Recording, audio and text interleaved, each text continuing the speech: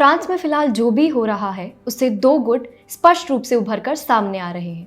एक जो फ्रांस की आतंकवाद विशेषकर कट्टरपंथी इस्लाम के विरुद्ध लड़ाई में है और दूसरे वो जो कट्टरपंथी इस्लाम के साथ है। ऐसे में सभी की आंखें इस्लाम के जनक यानी सऊदी अरब की ओर लगी हुई थी। ऐसे में सभी को चौंकाते हुए सऊदी ने न केवल फ्रांस का समर्थन किया बल्कि धर्मांधता को बढ़ावा देने वाली सभी की आलोचना भी की। अभी फ्रांस में एक शिक्षक की बेरहमी से हत्या किए जाने का मामला ठंडा भी नहीं हुआ था कि नीस नामक शहर में एक और आतंकी हमले ने फ्रांस को झकझोर दिया, जहां एक कट्टरपंथी मुसलमान ने एक महिला का सर धड़ से अलग कर दिया और दो अन्य लोगों को भी घायल कर दिया।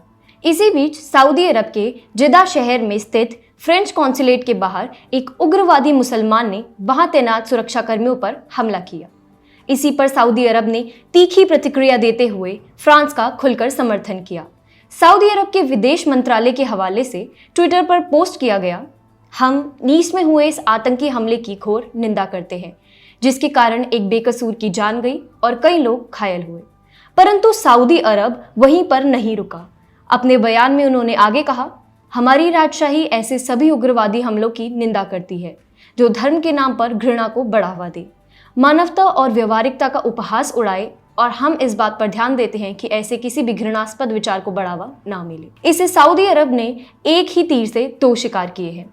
एक तो उन्होंने आतंक के विरुद्ध वैश्विक अभियान में अपनी सक्रियता दिखाने का प्रयास किया है और दूसरी ओर उन्होंने इस्लाम के नाम पर आतंकवाद को बढ़ावा देने वाले देशों को उसकी औकात बताई है। सऊदी अरब केवल इस्लामिक जगत का निर्विरोध सम्राट ही नहीं बल्कि इस्लाम का जनक भी है।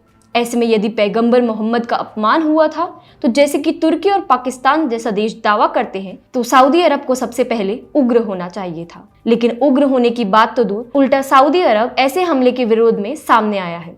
इससे एक बात और स्पष्ट होती है, जो सदियों से इस्लाम का पालन करते हैं उन्हें इस बात से कोई फर्क नहीं पड़ता कि उनके आराध्य के बारे में कोई क्या सोचता है। इन बातों पर केवल उन्हीं देशों को आपत्ति हो रही है जो मूल रूप से इस्लामिक नहीं रहे हैं और पिछले 2-3 सदियों में ही इस्लामिक हुए हैं, जैसे तुर्की, पाकिस्तान, मलेशिया इत्यादि इत्यादि। इन देशों से ही अधिकतर फ्रांस के विरुद्ध मोर्चे निकाले जा रहे हैं, जबकि सऊदी अरब जैसे देशों को भी सच्चाई भली भांति पता है। इसीलिए ऐसे मुद्दे पर संयुक्त अरब अमीरात भी आश्चर्यजनक रूप से मौन साधे हुए है। लेकिन सऊदी अरब के वर्तमान रुख के पीछे एक और कारण भी हो सकता है, तुर्की।